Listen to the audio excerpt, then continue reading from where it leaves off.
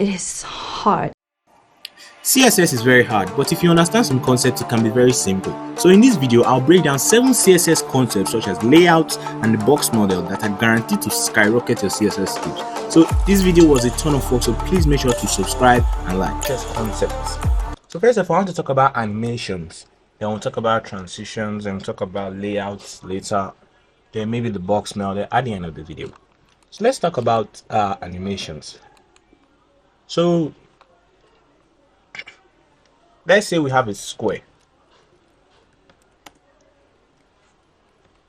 And we're going to link this to a CSS file.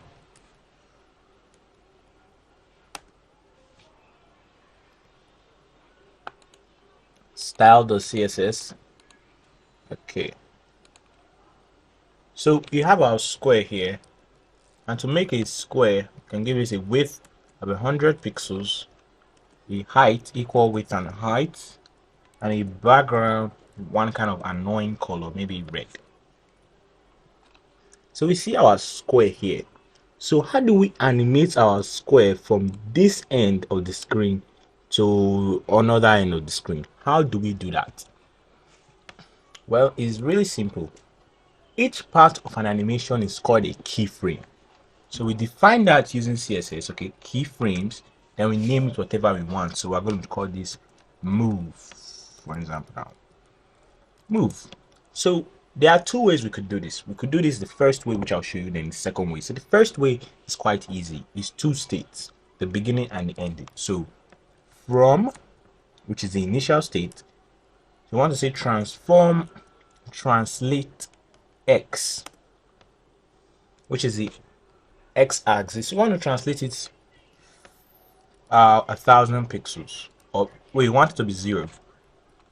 Then you want to translate it 1,000 pixels. So how do we apply this animation? So we apply the animation like this.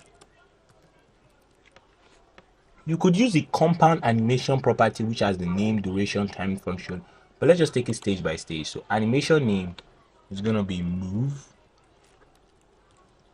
We're going to apply the animation duration. So when we apply the animation duration, you should see it. Animation duration 2 seconds. So you see when we refresh it, it translates it from 0 all the way here. But okay, we could say animation iteration count infinite, and this will make it to keep on doing. Okay, one thing I've noticed that we have from and from. It's supposed to be from and to.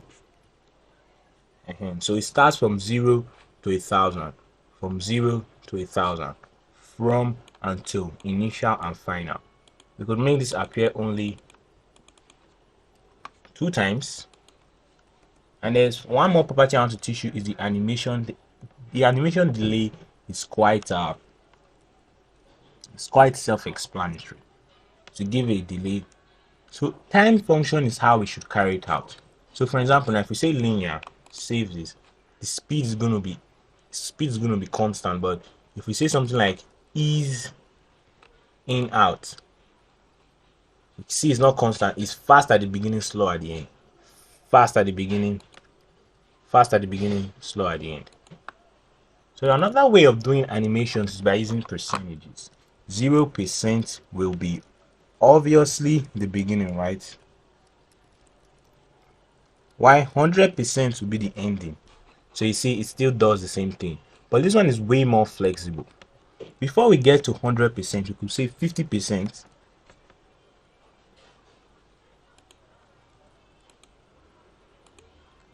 We could say translate y.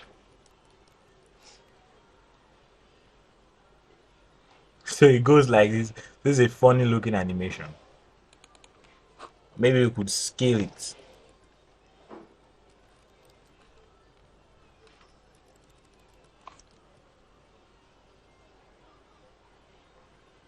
So it translates 0%, scales it, then it goes like that. So that's how it works. You could say 30, 40, you can animate any property you want. So let's talk about transitions. So I'm just gonna comment this out. comment everything here out. So now that you understand those properties, you can apply it all in once with the animation property, with the name, duration, and delay, and the how many times you want it to be. So I'm gonna comment that out. Okay. So that is animation. So before we talk about transition, let's talk about pseudo classes in CSS. Just let's talk about them before we talk about transitions. So pseudo classes talks about states of elements. So let's comment this out properly. Comment this out. Comment this out properly. I've done it. Just give me a sec here. Okay.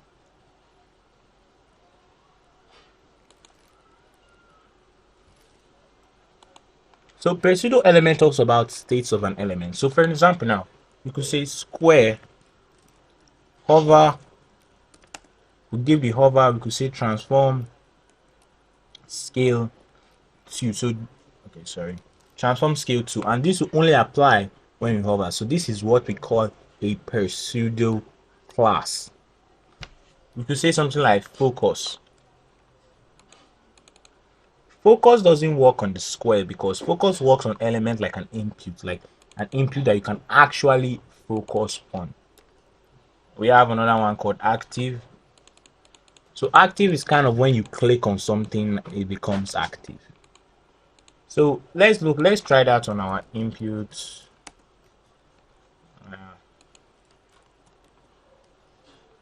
So we can apply the inputs. So we can see something like input column focus, font size, and I'm just going wild here, 50 pixels, color red. So this only apply when we focus on that input. So this input is focus. Active is only when we click on it. Focus is when you actually focus on focusable elements. Okay. And one more thing about the active pseudo class is that if you have a label, for example, now a label can activate an input. So if you have a label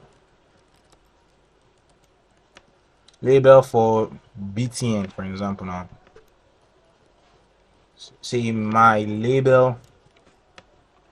I don't think we might talk about 7 CSS classes in this video, but we sure we'll try.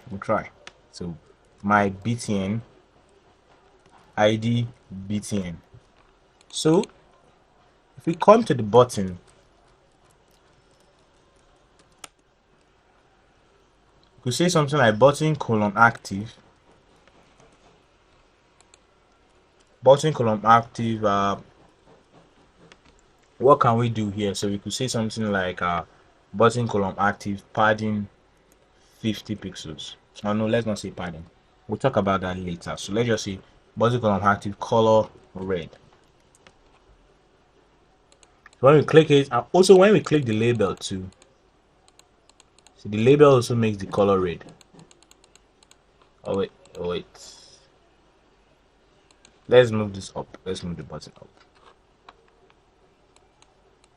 Okay. You can see when we click it, it also works. So now we have talked about pseudo classes. That is element number 2.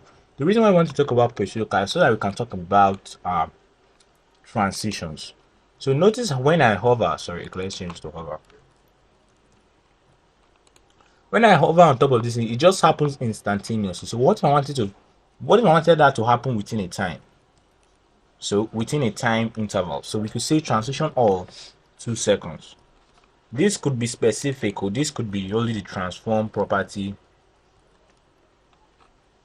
So now it takes 2 seconds to do. So this is not like a smooth animation, rather than it happen instantaneously.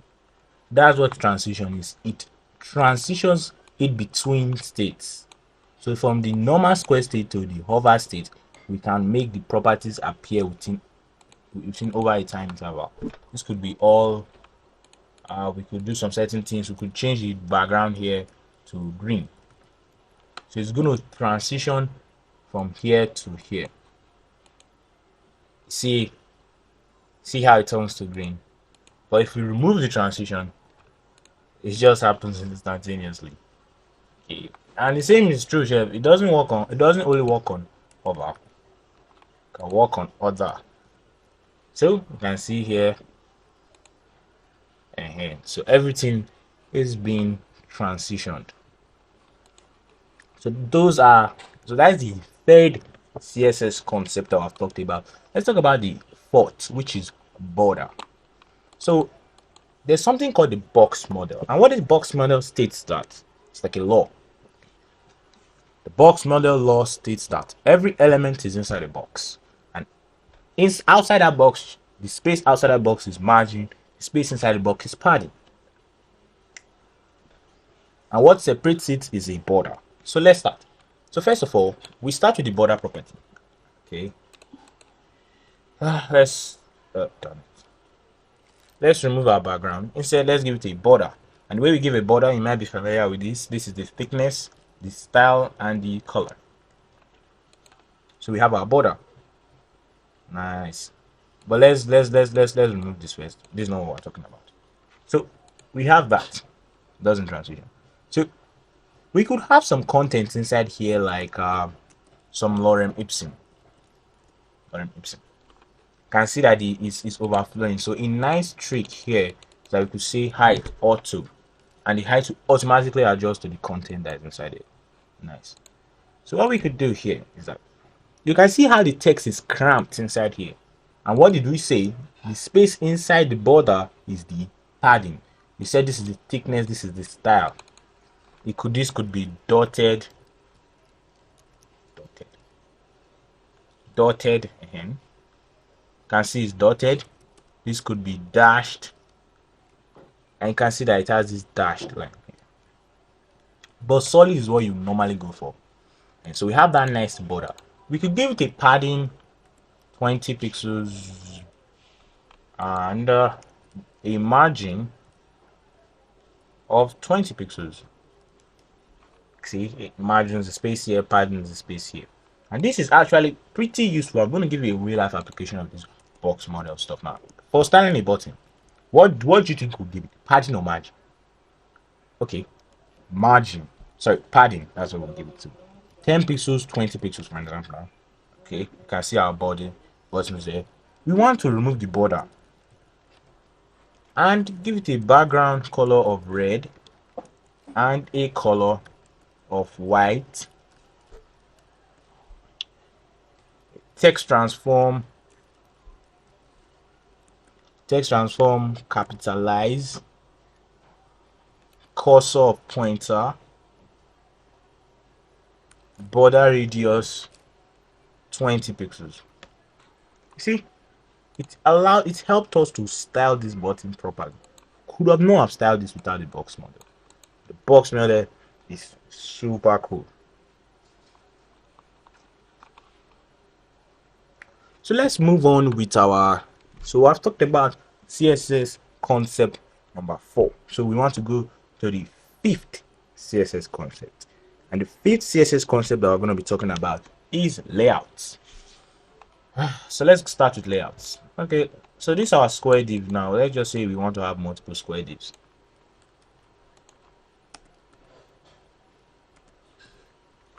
Alright, so let's just put them inside a container of squares, or we can just say container, just so we don't confuse anybody, including myself and you guys. No, especially you guys, not me. Okay, so we have the container that has all these 3 squares now. Okay, so what do? Say class container. So I say we wanted to put this we wanted it to be side by side, or it was one kind of testimonial or something now. So let's just write it here. Testimonials. And so it was one kind of testimonials and wanted it to be side by side. What do we do? On the container, display flex. So flexbox is going to put it side by side. So we have some properties that we can use to properly align it. Instead of using floats or any kind of weird stuff like that, you could say justify content center. This centers it on the x-axis. I'm going to put this there. So x-axis. So the container now, we'll give it a height of 100 view height. You know, we're giving the squares auto. So auto is kind of like, you see, relative to the container. So let's just give them a fixed width, 300, 400. So we have that 400 pixels, 350.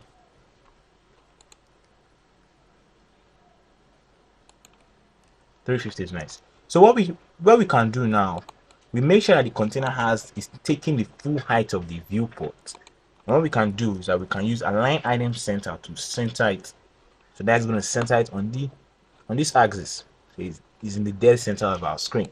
So we could also do other stuff, like if we wanted it to start from here, flex start, align it here.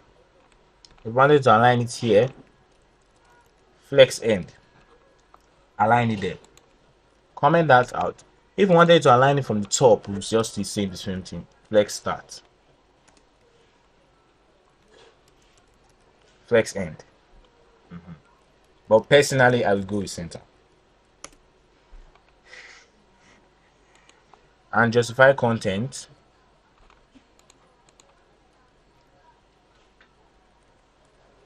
Center as well. So two more properties I want to show you. Or actually one more property I want to show you. Let's just put an order here. So say card 1. And again, we need to adjust our height again. Card 2. Save card 3.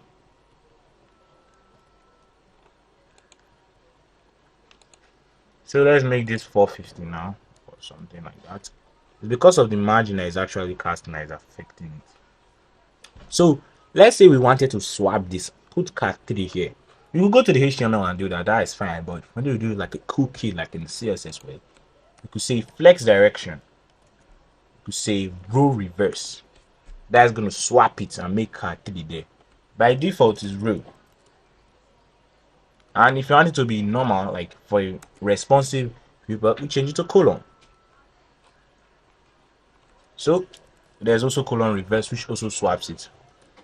So row, okay, that is flexbox. Those are layouts for you. That's how you can. That's the basis of flexbox. You see me using flexbox in a lot of my project because it is far. I cannot really do without flexbox. So you can go and watch some of my videos in case you want to practice your flexbox. So now let's talk about CSS responsive. So for example, now if I go into a mobile device now, okay, when the mobile device now, you see this is not good. So we want to change the flex direction to colon on a mobile device. But how do we conditionally know when it's not be good? Well, we use something called a media query, and this is part of responsive design. But you do not need to click off the video here because I'm going to show you another way to do it apart from a media query, which is called container styles. Okay, so you might not know that one. You really don't know that one because that one's a new way that people are saying we replace media queries. But for me, I personally like media queries. So I'll show you another way of doing it. So 760 pixels. So this means max width means that when the device viewport is less than 760 pixels, apply the styles. But when it's more than, and that's mean width. Max width when it is more than 760 pixels. What do we want to do? So we want our container to have container.